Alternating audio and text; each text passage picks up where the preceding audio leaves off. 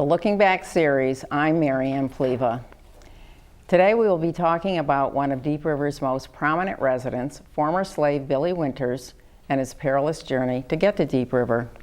Rhonda Forrestall, a lifelong Deep River resident, Valley Regional High School and Hartford Hospital School of Nursing graduate, is here to help us understand the story. And there is no one more expert than she, as Rhonda has just written the book, Billy Winters, One Man's Journey to Freedom. Welcome, Rhonda. Thank you for having me here today. I'm so glad you're here, and this has been a while in the talking, so it's always good to get to this day. Before we start with Billy, I wanted to talk a little bit about, let's see, how did you get involved with the Deep River Historic Society? Well, I was thinking about retiring from nursing and was looking for some volunteer work to do.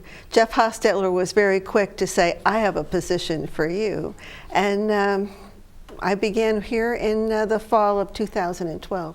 Okay, I think he's very good at finding the helpers. Right people for the right job. And then he gets to have his job and everybody does the work. So we have a picture of the Historic Society back there, photo, which is a beautiful, there's that beautiful building. So, yeah, what a nice place to hang out a few times a week and have your meetings. You have a big property too.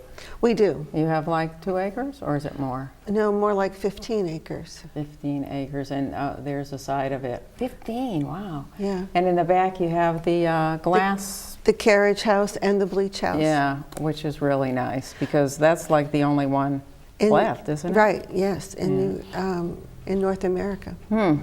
So they were very thoughtful who saved that and put it back there. Yes. Your volunteers. More volunteers, yes. So this is not your first book, the Billy Winters book. In 2003 you wrote a book. Do you want to tell us about that? Yeah, The Heroes of Deep River. It all started when I was still working at the time, and my husband came home and said, you know, the fire department is having their 100th anniversary next year. He says, you know, and Leon Lukey, who was a teacher at Valley and a member of the Deep River Historical Society, had written the book from the beginning up to about 1960 or so. He died before he could finish it. He says, so Rhonda, it wouldn't be anything for you to just finish it, right? 5 years later, we did finish it, and it's a great history of the town and how it progressed from 1723 to 2000, and the story of the firemen. So, yeah, that's great, and what a wonderful addition for your society. But did you find being a nurse in any way helped you to write a history book?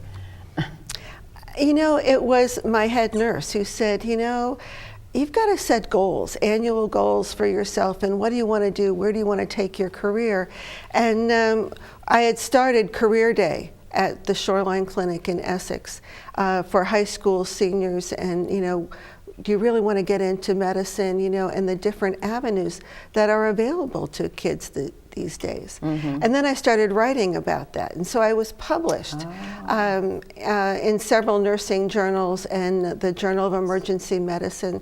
So the writing career started long before I thought about writing histories. But you know, if you ask me about being a kid, never on my horizon did I think that I was going to write a book. Yeah, as a young child, you mean? Oh, yeah. Yeah, yeah. It's interesting that the medical field prepared you for absolutely. Writing, because you don't do a lot of, as you said, writing of whole paragraphs and so on. Trouble with writing a book. Nurses' notes are done in short, descriptive phrases. They frown on you for writing a complete sentence, and you know, your head nurse will speak to you if you get too wordy. And of course, nowadays with computers and things, it's more of a checkbox kind of thing, still more phrases, short phrases. You don't write a complete sentence. So this particular topic, Billy Winters, the slave, what motivated you to write about this? The students at Deep River Elementary School.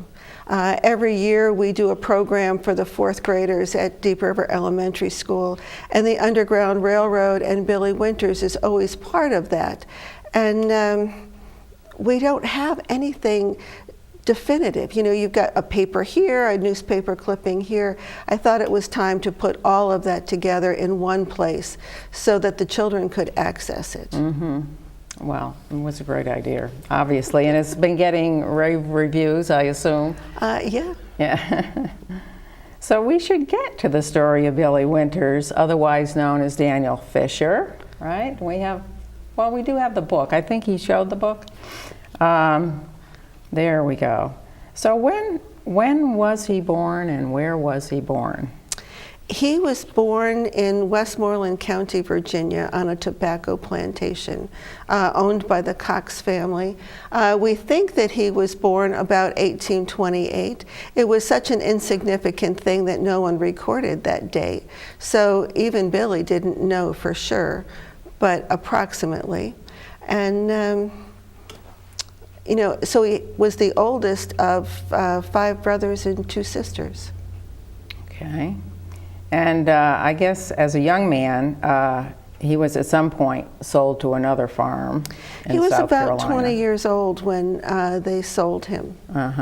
And well, it must be, well, I can't even imagine. It must be very, very, very difficult. And he sold for $550. That's a lot of money, right? In 1828, that Yeah. was a lot of money.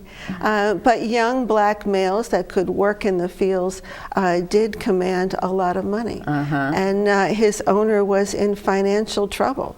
And this was a quick fix. And at one point he was able to return to the Virginia farm, right? Yes, very unusual. You know, when he was sold to the plantation in South Carolina, the conditions there were terrible and he decided to escape. His only thought was to get back home to Henry Cox. And what an unusual relationship that had to have been to go back to your owner. And Henry Cox, by law, was supposed to then turn him in and send him back to where he went. So to trust that man to not alert authorities and to send him back was huge. And when he finally decided to escape, who was with him and how did he arrange all that? What kind of transportation was available and so on? I don't think he was riding on the train, right? No, he wasn't riding on the train. But he did make a friend in South Carolina. They escaped together. They stole a horse from the plantation and rode all night taking turns on the horse, and then let the horse go because black men would not have had a horse for transportation. They thought it would, you know, bring too much attention to them, so they let it go. And they walked. They walked from South Carolina all the way to Virginia. It's pretty amazing. Yeah, And absolutely. Walking at night, walking in the woods, so because they didn't walk on the roads. Yeah, and always that fear of being Always that found fear. and being Yeah. hungry and Yeah. no directions, no maps. No, only the North Star, which was complicated by the fact that it was sometimes cloudy and they got lost. Oh yeah, a lot of extra walking probably. A lot of extra walking. And their faithful horse Was gone. You know, after the first night, Oh, the horse. they released the horse. Oh, they let him go because they what? thought it was going to bring too much attention to them. Wow. Then he was able to be a stowaway on a boat at one point.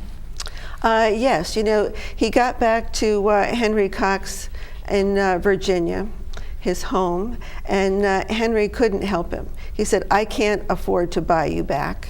The only thing that I can advise you to do is you need to go north. And he says, I think your best mode of transportation is to try and get yourself on one of these coastal steamers. There was a whole circuit of these steamships that went up and down the coast delivering goods.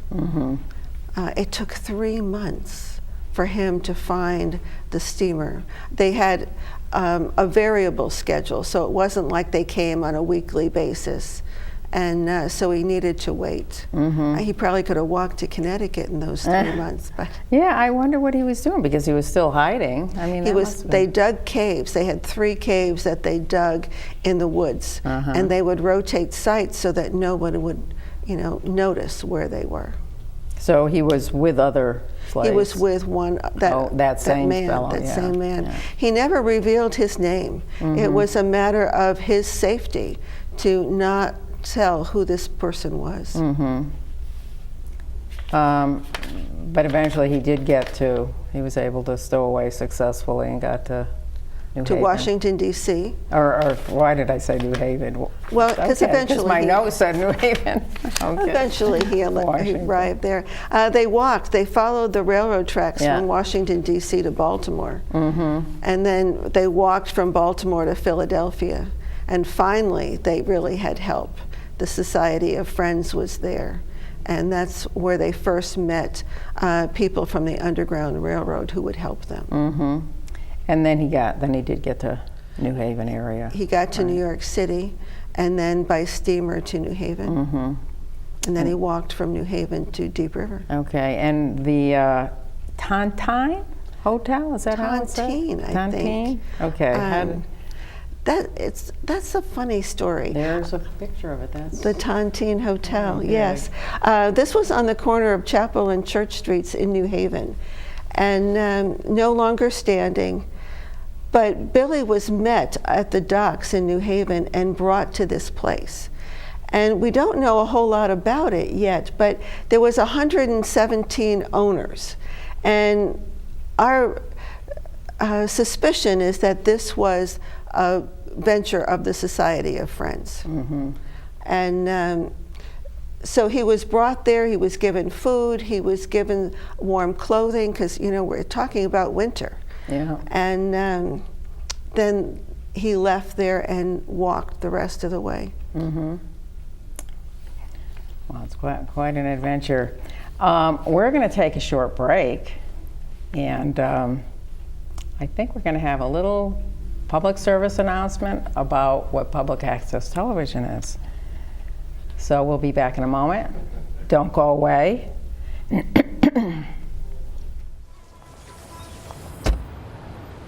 Na na na na na na, I love you so. I love you, I love you. La la la la, la la la la la la la. We're here. Yay! It's a short drive from your neighborhood to your naturehood. To find a neighborhood park or green space near you, visit discovertheforest.org.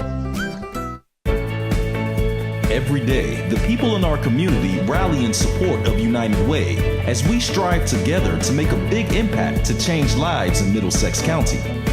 From our main streets to our institutions, from our neighborhoods to our town halls and our classrooms, we're working with our partners to create a stronger community.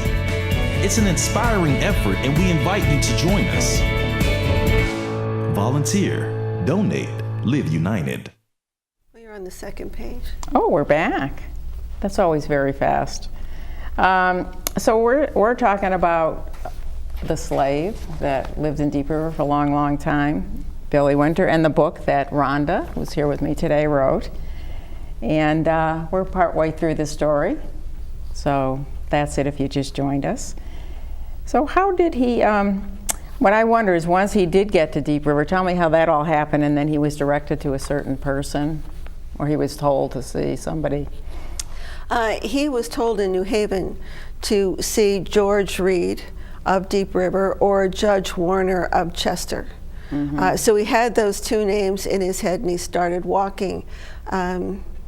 He stopped in Killingworth to beg for food, and they turned him away. Stopped in Winthrop too at a lady's house, and she turned him away, but at least she gave him directions. He couldn't read. He couldn't read the signpost, so he had no idea when he came to the Four Corners in Winthrop which way to go. And then finally ended up with a man who was delivering wood to Deacon Reed's house. And he was able to follow the wagon. Couldn't ride in the wagon, but he could walk behind the wagon and got to George Reed's home in Deep River. Okay, we have There it is. There it is. George invited him in, and they had a long talk. And he told him the first thing that he should do is change his name. That if he really needed to make a difference, make himself a new person, and he gave him a red curly-haired wig. That's really funny. That's very funny. Um, I'm surprised that he had to believe him, right? There He weren't had to too many believe him. others. But Billy lived with George, took his meals with the family at the dining room table in the dining room with the family. So he was never treated like a servant there. He found work in the area. He was a jack of all trades, but best known for his culinary skills. Now, did George Reed have a large family? Did he have many children, do you know? A few. Yeah. Yeah. I mean, I think 4. Yeah, it's a pretty big house. And I have a photo of the site, how it looks today. There it is. Yeah. That's the site of the Reed House, and it's right on the main road, Main Street, I guess, right? Yeah. And, By Keyboard Pond. Yes. By George Keyboard could Pond. walk to work every day down to the Pratt right. Reed factory, which is now the Piano Works condominiums. Okay, so we know that Red Wig story is a true story, or It's at a true least story. as much as history is true. Billy said in his own words in that last interview that he gave that George gave him the wig. Okay. Yeah, it's weird. It's very weird. So there's something called the Fugitive Slave Law. Can you? Fugitive Slave Yeah. Act. Yeah. There were several versions of this that started as early as 1789, 87. But the one in 1850 that was passed into federal law revised all of that and provided for the return of an escaped slave to their owner. But it also provided for huge penalties for anyone helping the escaped slave. And that was the biggest part of this new act, and that's what made it so dangerous. And Billy's friends, Billy had been in Deep River about 12 years when this was passed, and living fairly well, still afraid, and would go into hiding whenever newcomers came to town.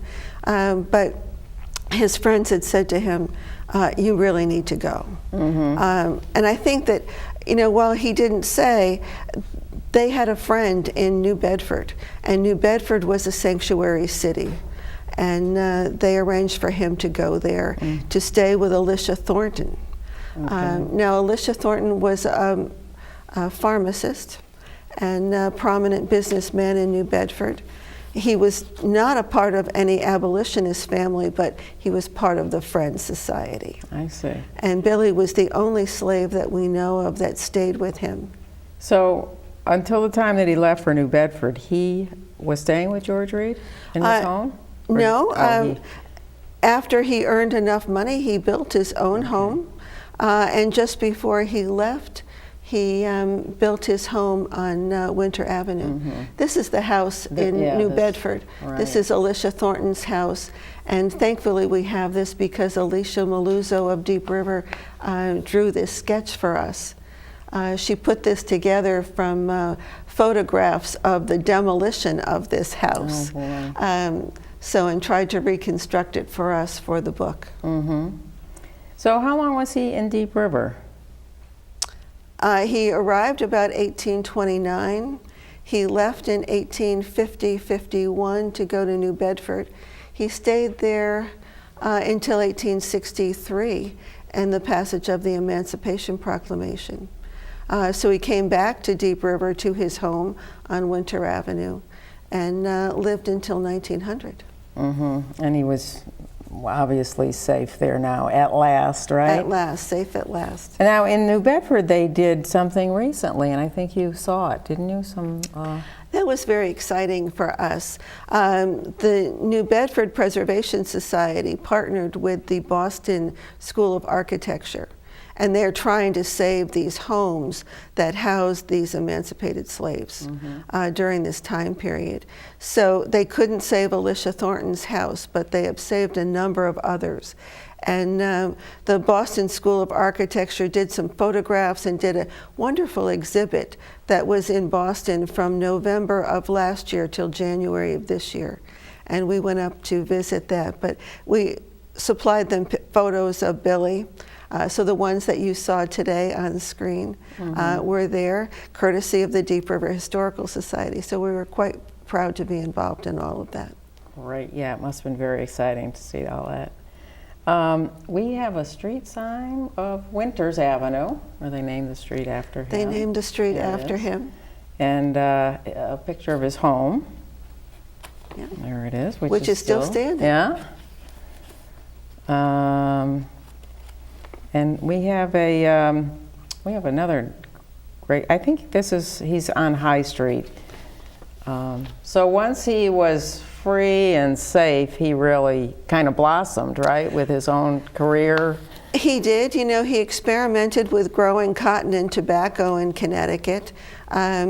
He continued to work.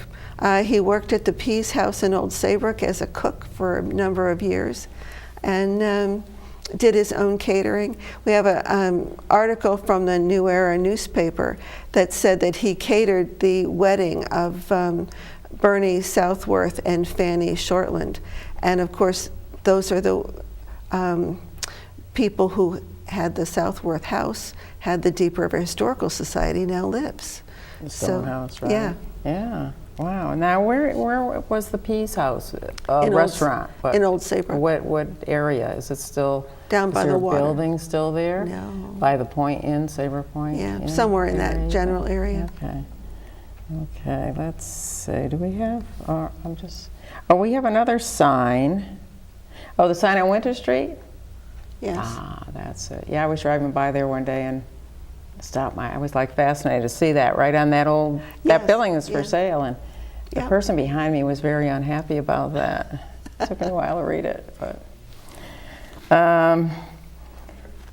So the Underground Railroad was a help to him, and were there other sites around? Well, we know of Judge Warner's home in Chester. There were sites in Old Saybrook and Old Lyme. Okay, and we have a site here in. Oh, well, there we have Billy again. That's Billy again. But and that one I had never seen. That's not in the book. That No. picture, that's really nice. Okay, now this, I hope this is the one. I hope this is the house. Do I have the wrong house? Whose house? Underground Railroad. I don't know. Oh, that's Next the to house the cemetery. Next to the cemetery. Yeah, Yes. so that's- Nancy Cohen thinks that there's some hiding passages in Okay. her home. And then in another article, I found the Peck House on Lime Street in Old Lyme. I went over and took a picture. And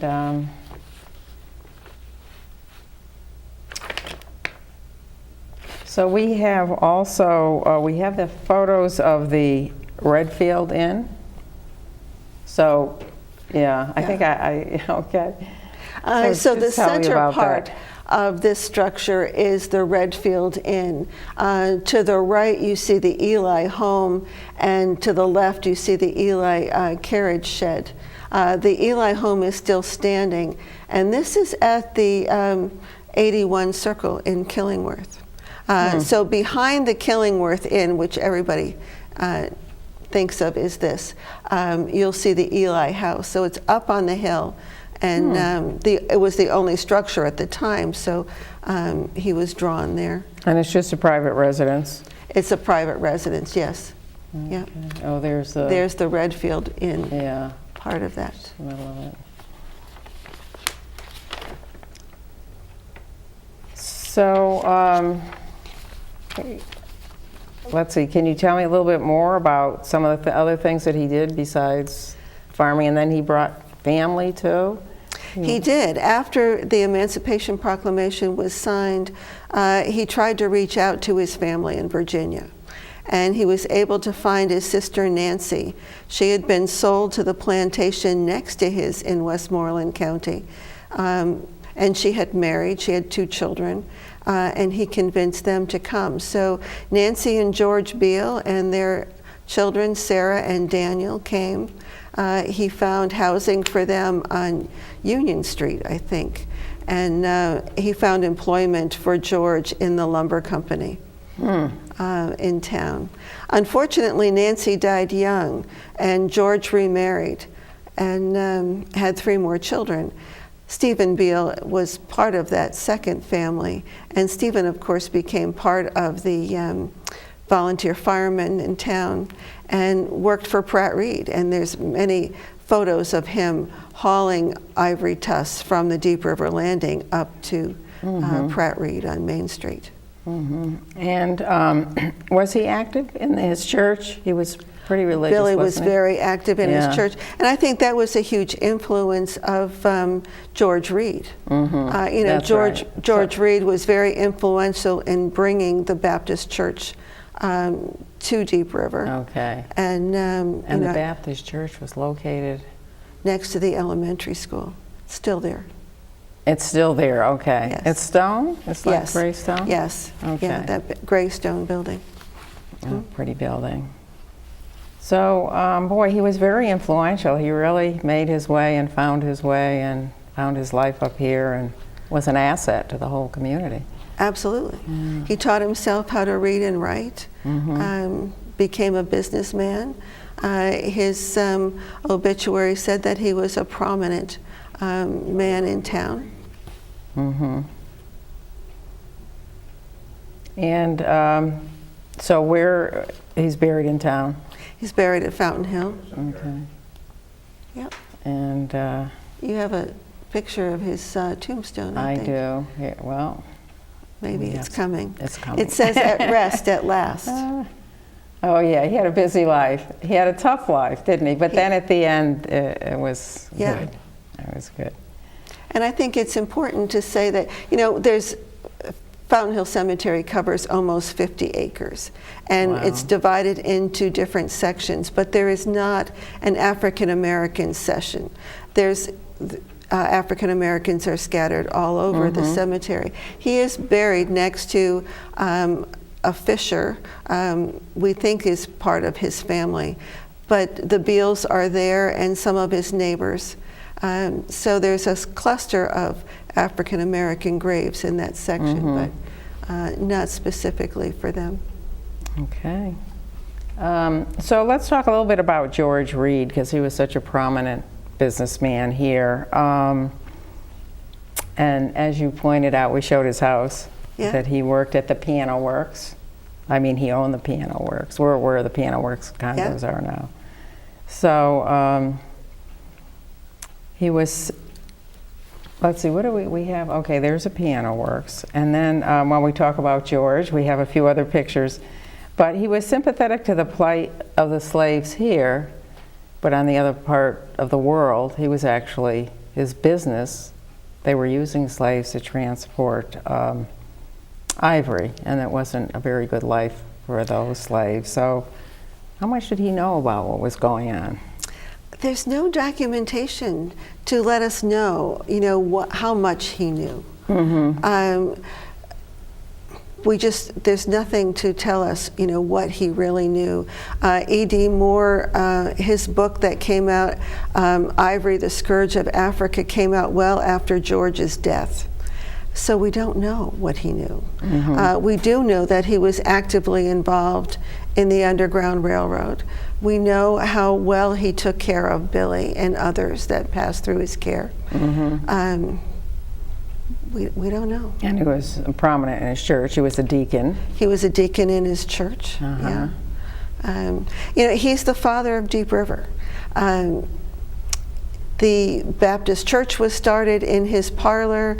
The bank was started in his parlor, all because he invited prominent businessmen in and said, look, you know, we really need to work on something. We need to put this together. But, you know, it was all good for his business, too. He had the largest employ of anyone in town. He needed a bank to take care of his payroll, to take care of his expenses. And he was, you know, like I said, a very religious man. He wanted a church in town. The closest church was the Baptist church in Winthrop at the time. So why not have one in town? And that's still there also, isn't it? That's still there also. Yes, it's a very active church. Isn't that interesting? And then, of course, And he was Essex. instrumental in starting the Fountain Hill Cemetery. Okay. Yeah, that's a beautiful place. He had the vision, you know, of what Deep River could be. And it's funny, Essex has a Baptist church too. You wouldn't Yes. think there'd be so many in this small little area.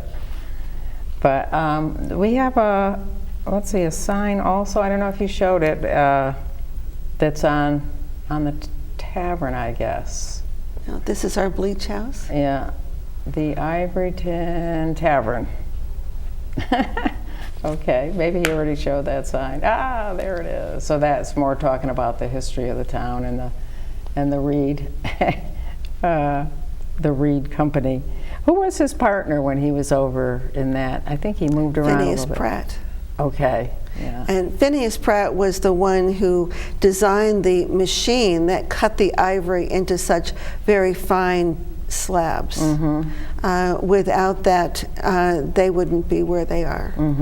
They started out with making the ivory combs, and they were doing them to get rid of the nits, so they needed to be a really fine comb. And Phineas was the one who designed that ivory cutter lathe. Wow. And your society is fortunate enough to have a whole cupboard full We do. of ivory. What We have an kinds of things do you extensive have? ivory collection. We have that ivory cutting lathe.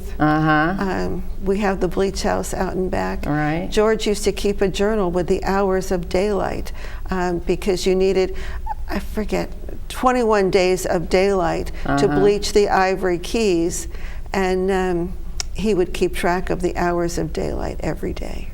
And how did you get that gift, donation of the ivory? How did that happen?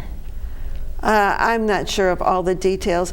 Part of it, I think, had to do with Edith DeForest, who was the curator at Deep River before me. But she worked from Pratt Reed from the time she was about 20 until her retirement.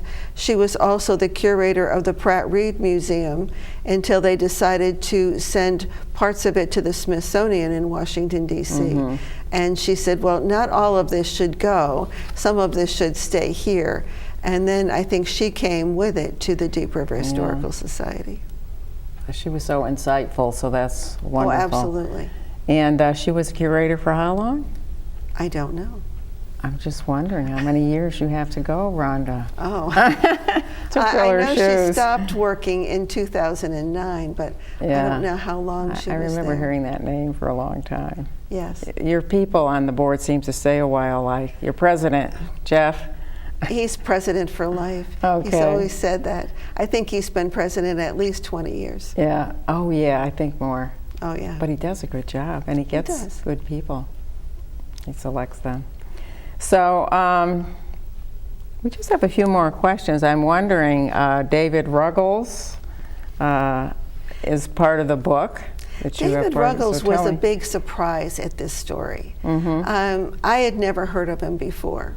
But he is a free black man. He was born here in New London, Connecticut. So why don't we know about him? His parents were both slaves, emancipated by their owner, and he is the oldest of 8 children. Grew up in Norwich, Connecticut, and he had a really good childhood. He was accepted at church, he was accepted at school as a part of the community, and I think he was a huge influence on Billy. As a teenager, 18 or so, he left home.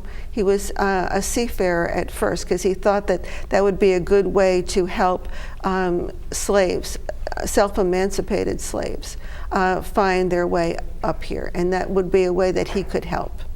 Then he changed his mind and he settled in New York City as a grocer and had an establishment on the corner store and started what he called the Committee of Vigilance. So he had a group of friends that believed in the same cause, and they would patrol the wharfs and try and pick up these self-emancipated slaves and help them. Yeah, that's wonderful. He met Billy on the wharfs in New York City and brought him to his home and gave him food, gave him clothing, and I think he probably talked a lot about Connecticut as a place to be able to live and be free and be accepted. From New York City, Billy had the chance to go directly north to Canada. There was nothing stopping him from doing that. So why veer east? There was no real reason to do that unless David Ruggles influenced his decision. Yeah. Because I don't think that Billy had any kind of concrete place where he was going to go. When he left Virginia, he was going north. Such a nebulous. I wonder when he got to Deep River. I mean, like, where did he first arrive to? Well, he went directly to George Reed's house. Yeah. But someone had told him that's where to go, right? Yes, yeah, the people in New Haven gave him directions as to how to get to George Reed.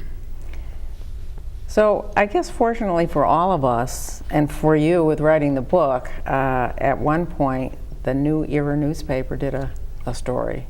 Yeah, we That's never right. would have known anything really about Billy's life if the reporter, and we don't know the reporter's name either, never got his byline in the newspaper. Interviewed Billy in November of 1900, sorry. And Billy told his story. And he started like, I was born in Westmoreland County. Yeah. And he recited the whole story. So writing this book was relatively simple because I took that newspaper clipping and then went back. Yeah. I went to, online to Westmoreland County to find the Cox family. And they were immigrants themselves. And Vincent Cox was an indentured servant who then ended up owning 1,000 acres of land and 50 some odd slaves. Wow. So we were able to take a lot of information from Billy's story to embellish it to create this story. Yeah, that's so wonderful. And the New Era newspaper, I think Deep River must have many copies, and something exciting is happening there, too. Something very exciting is happening there. Yeah, we've always had copies from 1874 up to the end stored at the Stone House in Deep River. Many years ago, they were able to put these on microfilm, and we thought that the best place for them to be kept was at the Deep River Library. But now they've come back to us. So the library has given us their viewer and the computer and all of those copies. So the newspaper has come back to the Historical Society. And that'll be up and running, so I may go over there for a little reading. Yes, absolutely. Anytime you want. Oh, is it ready now? It's ready now. Oh, I thought it had to be kind of set up. No, Patrick came yesterday and set it all up for us. We still need to connect with Patrick Montgomery from the library, because I am not proficient in using the equipment yet. But Okay. so we make an appointment with Patrick and set it up for Tuesday or a Wednesday. Yeah, great, because I think there are very few copies at next town over. So tell me, what other events are coming up? You're always doing so much. We are. June is a very busy month for us. The Strawberry Social is coming up on Sunday, June 3rd. It's our annual fundraiser. And then June 19th, we were very excited about having Jeff Ridgway and John Cunningham come and speak about their grandfathers. Jeff Ridgway, who lives in Chester now, his grandfather was Hugh Scotty Payne from England. And he was involved in fast boats and the design of boats in England. John Cunningham, the grandson of Irwin Chase, who was designing fast boats, wooden boats, here in Connecticut. During the war, these two men, one on each side of the Atlantic, came together to design PT boats for the U.S. Navy. You know, the famous PT 109 of John Kennedy. So these grandsons are coming together to tell us about how that came together. How did these two guys meet? What did they do? And how they collaborated to help our war effort. So it's going to be a fascinating that'll be a good adventure meeting. story. And then, of course, at the very end of the month, June 30th, we open for the summer. And we've got a summer exhibit coming up done by Kellen Rooney Mafford, who has done a photographic study of Deep River. And so it'll be called Then and Now, with black and white photos of what our buildings used to look like and how they've been repurposed and reused today. Great, great. And you actually have the other book too, while we're talking about books. The David Ruggles you found on your own as, part of your research, but the other book that I purchased when I went to hear you speak Yes. has so many wonderful stories, Deep River Stories, Frank Santoro. Frank is one of our trustees, and this program on the 19th has come directly out of this book. The story of the Chase family and PT boats and their connection to the Connecticut River. Okay, great. There's a chapter on gliders too. That's a separate. There's a chapter on gliders, which is a separate chapter. And there's this chapter on the library, but I don't want to scare anybody. It's all about the library ghost. And yeah, there's a lot of good stories. Smitty is in here.